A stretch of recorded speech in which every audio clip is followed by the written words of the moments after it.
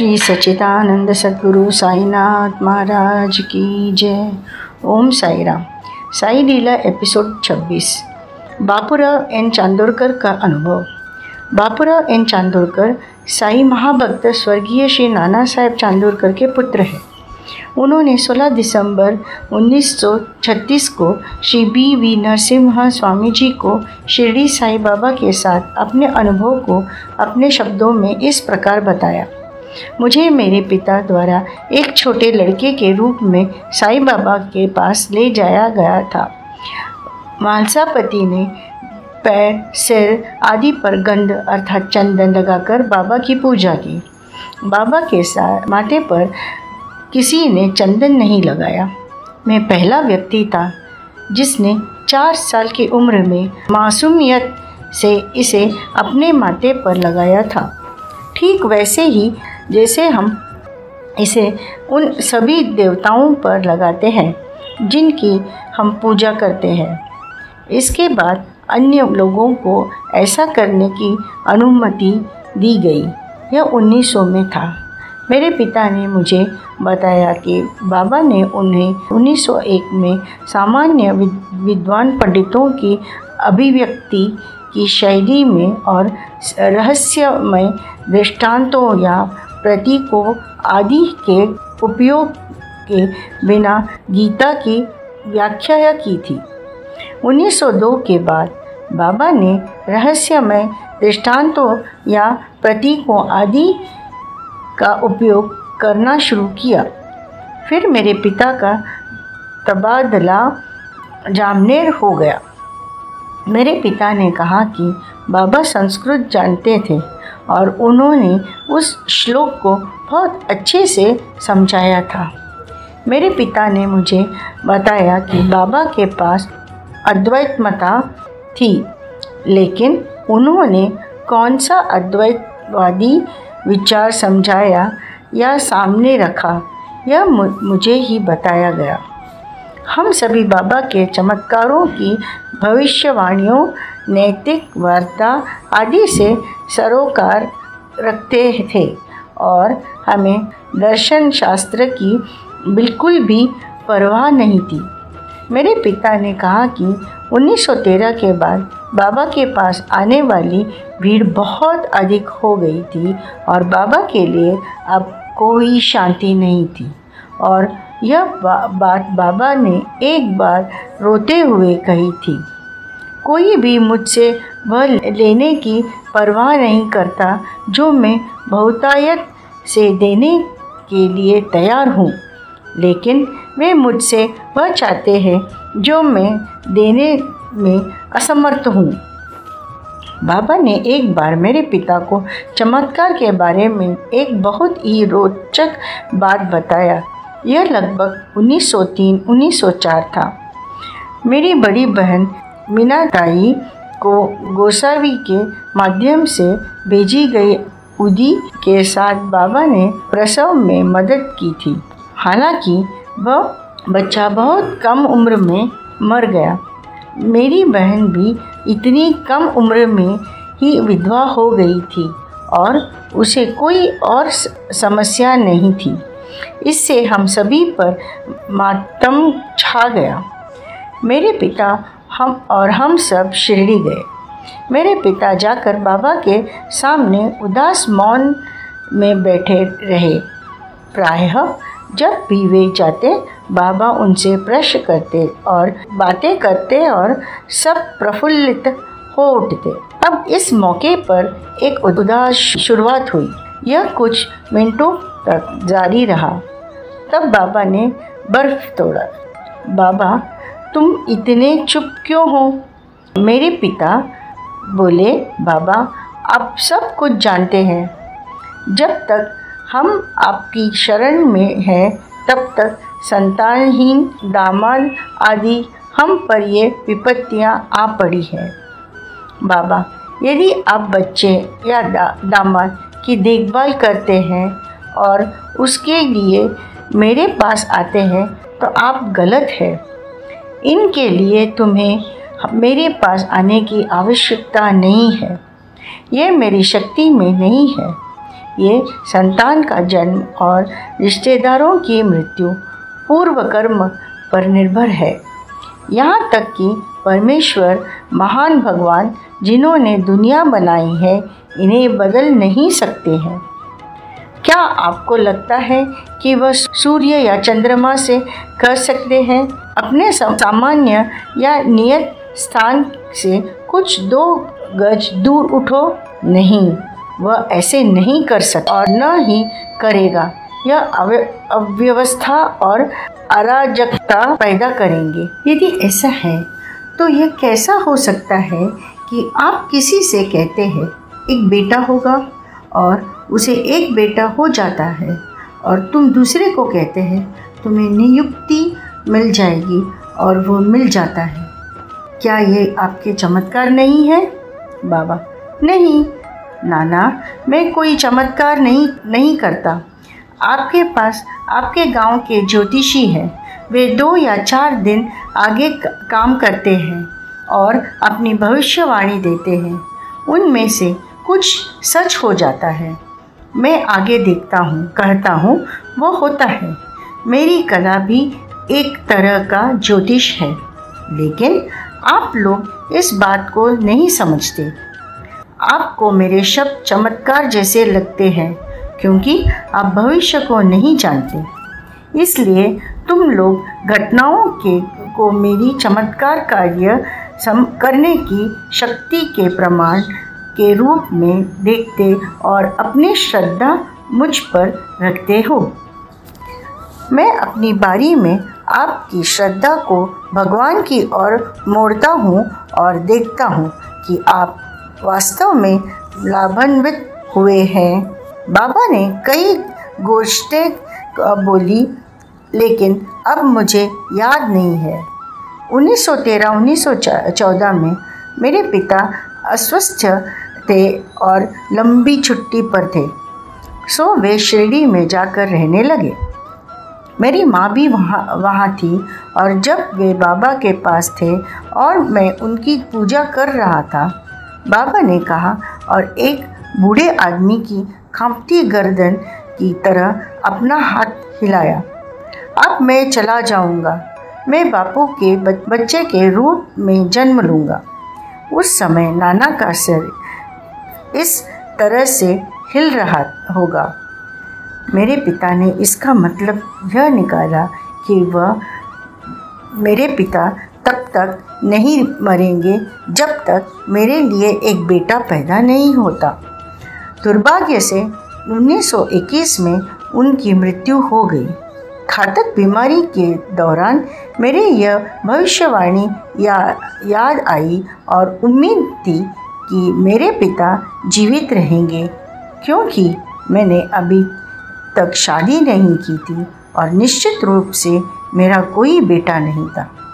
लेकिन किस्मत को कुछ और ही मंजूर था और 1921 में मेरे पिता की मृत्यु हो गई। 1922 में मेरी शादी हो गई। मेरे पिता का सिर कभी नहीं हिलता था। जहाँ तक मैं जानता हूँ, सभी मंत्र जो बाबा बोलते थे वे अरबी या फारसी आदि थे, संस्कृत नहीं। कोंडा जी और बाबा ने फातिहा पढ़ी। जब शेर रखा गया था काबा पर, तो बाबा और कोंडा जी ने इसे अरबी, फारसी या कुछ ऐसे भाषा में दोहराते हुए रखा। मेरे पिता ने कभी नहीं कहा कि बाबा महावाक्य बोलते हैं। सन 1908 की बात है। मेरे पिता पंढरपुर में कार्यरत थे। हम शिरडी गए। बाबा ने उन्हें नैवेद्य की तैयारी करने की कहा था।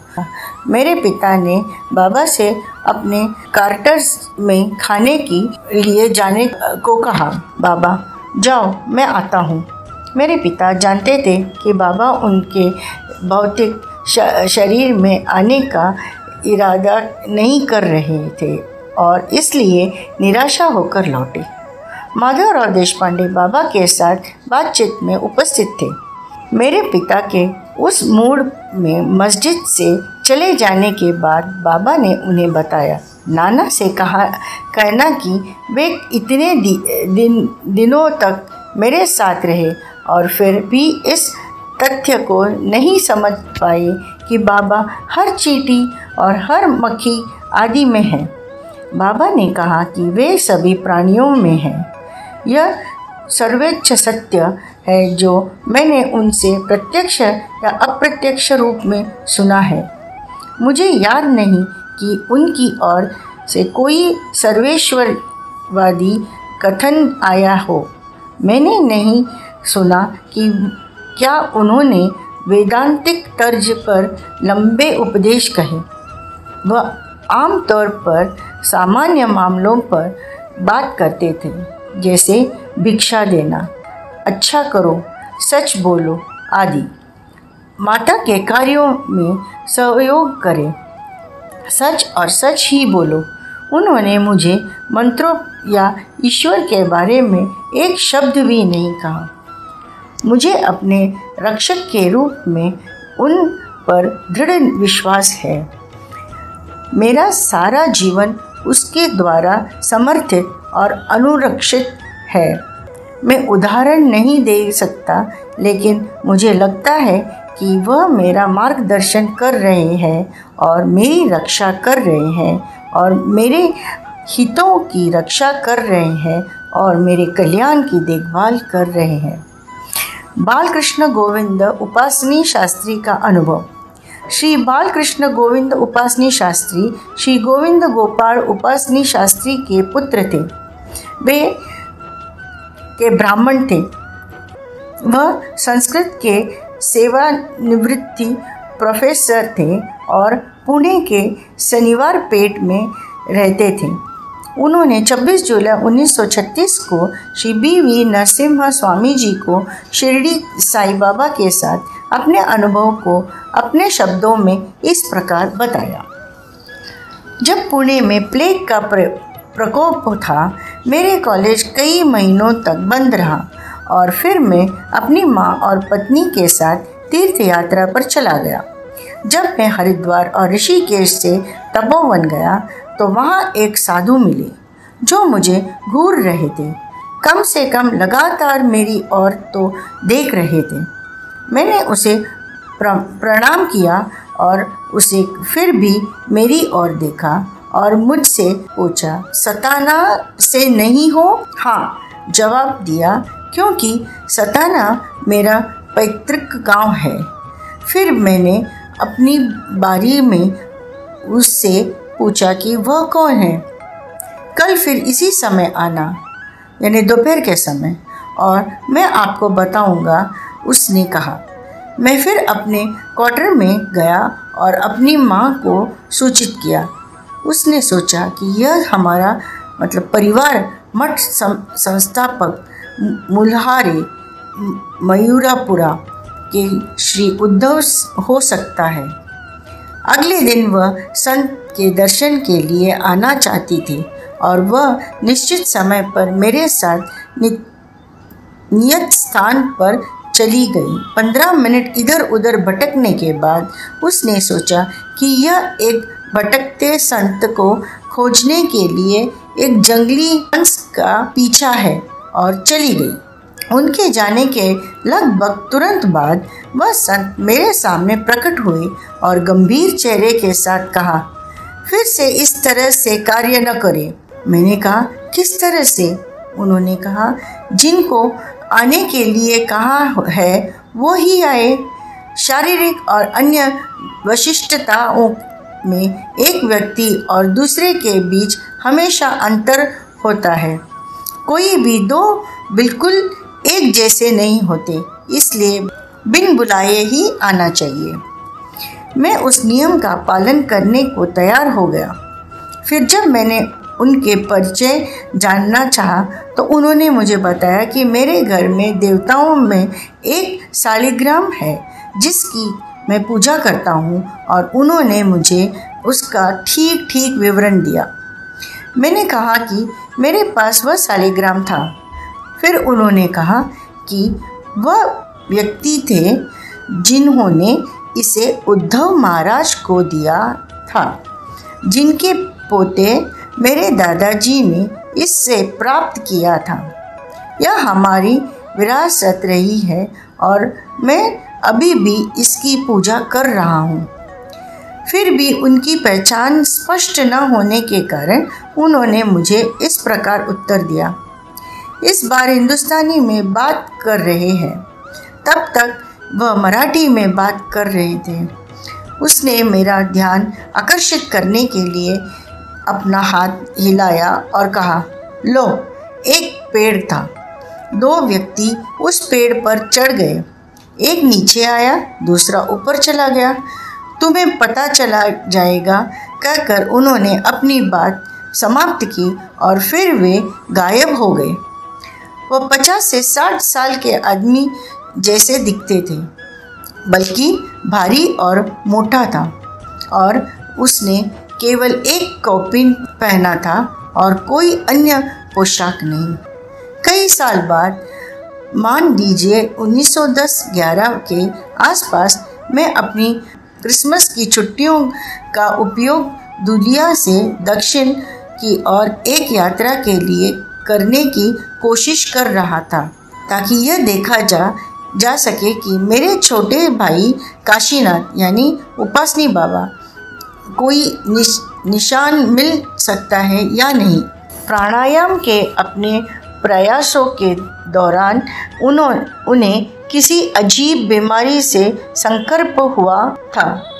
वह लेट नहीं सकता था कि कहीं सांस रुक न जाए। उसे न नींद आती थी और न ही पाचन क्रिया ठीक रहती थी। इसलिए उसने घर छोड़ दिया और हमें उसके ठिकाने का कोई पता नहीं चला। जब मैं मनमाड़ से दक्षिण की ओर जाने वाली ट्रेन में था, वह कुछ मिनटों के लिए कोपरगांव में रुकी और स्थानीय मामलेदार श्री भट्ट, मेरे एक मित्र जो प्लेटफॉर्म पर थे, उन्होंने मुझे उतराया और उनके साथ एक सुखद दिन बिताया। उन्होंने मुझे बताया कि साईं बाबा शिरडी में 6 मील दूर यानी रहने वाले और यात्रा के लायक एक संत थे। उसने मुझे अपने तांगे में उस गांव में भेज दिया। मैं मस्जिद गया और मस्जिद में धुनी में साईं बाबा को पाया। वह आग के पास खड़ा था और बीच बीच में अपने आप को घुमा रहा था। उसने मुझे देखा और मुझे अंदर बुलाया। मैं गया और उसके सामने खुद को प्रणाम किया। उन्होंने मुझे देखते हुए खंडोबा के मंदिर जाने को कहा। मैंने सोचा कि उन्होंने उस भगवान की छवि देखने के लिए उस यात्रा की सिफारिश की और मैंने कहा कि सभी भगवान उनके साथ थे और उन्हें देखकर काफ़ी संतुष्ट थे। उन्होंने खंडोबा के मंदिर में जाओ शब्द को दोहराया। मैंने अनुमान लगाया कि वह चाहता था कि मैं वहाँ से निकल जाऊँ और वहाँ न रहूँ। इसलिए मैं बगल के घर में गया और वहाँ उन्होंने मुझे बताया। बाबा के आदेश का उल्लेख करने के बाद कि खंडोबा मंदिर में एक उपासनी शास्त्री थे। मैं फिर खंडोबा मंदिर गया और वहाँ अपने भाई को पाया। उन्होंने कहा कि वह साईं बाबा के आदेश से वहाँ रहते थे और उन्होंने साईं बाबा को बहुत कम देखा। फिर मैंने उन्हें यूँ कहे कि दादा केलकर नाम के एक व्यक्ति को उनके खाने के खर्च के लिए 4 रुपये दिए और मस्जिद वापस चले गए। मैं उस समय 1-2 दिन शिरडी में रहा। पहले दिन उन्होंने आम तौर पर सभी से दक्षिणा मांगी और कुछ ने दी। उन्होंने अपनी हथेलियों को मेरी ओर बढ़ाया। मैंने कहा कि मेरे पास कुछ नहीं है और प्रणाम किया। यह बिल्कुल सही है। इस अवसर पर साईं बाबा ने मुझसे तपोवन के साधु के समान ही शब्द कहे। लो, वहाँ एक पेड़ था। 2 व्यक्ति उस पेड़ पर चढ़ गए। एक नीचे आया, दूसरा ऊपर चला गया। हिंदुस्तानी में मुझे एक बार तपोवन संत की याद आ गई, जिनका व्यक्तित्व साईं बाबा से बहुत मिलता जुलता था, हालांकि वेश अलग था। साईं बाबा ने अपने स्वयं के कुछ आत्मकथात्मक संस्मरणों का उल्लेख किया। उन्होंने कहा कि वह उस लड़ाई में थे जिसमें झांसी की रानी ने भाग लिया था, तब वह सेना में थे। दूसरे दिन उन्होंने मुझसे फिर दक्षिणा मांगी। मैंने खुद को इस आधार पर माफ़ कर दिया कि मेरे साथ मेरी यात्रा के लिए मेरे पास मुश्किल से रेल का किराया था।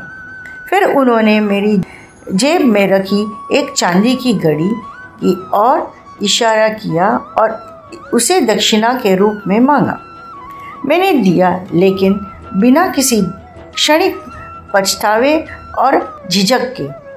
उन्होंने इसे प्राप्त किया और इसे अपने पक्ष में किसी फकीर को सौंप दिया। फिर मेरी ओर देखते हुए और जाहिर तौर पर घड़ी खो जाने के अपने क्षणिक अफसोस को पूरा करने के लिए बाबा ने मुझसे कहा, तुम्हारा बुरा होने वाला। मैंने कहा, बिल्कुल यह कुछ भी नहीं था जो मैंने दिया था। फिर मैं वापस चल पड़ा और कोपरगांव होते हुए पुणे आ गया। वहाँ मैं मेरे मित्र श्री नाटू के घर गया। मैं अपनी शिरडी घड़ी की घटना के बारे में बात कर रहा था और पूछताछ की एक सामान घड़ी पाने में क्या खर्च आएगा। तभी मेरे दोस्त का भाई, उसने अपनी सोने की घड़ी लगभग 60 रुपये की कीमत भेजी और चाहा कि मैं इसे उपहार के रूप में स्वीकार कर लूं, और मैंने इसे स्वीकार कर लिया। तो साईं बाबा को अपनी घड़ी देने के लिए मेरे पास कोई बुरा नहीं। मैं 1-2 बार शिरडी गया था। उन अवसरों पर मैंने साईं बाबा पर संस्कृत कविताओं की रचना की। ओम साईं राम।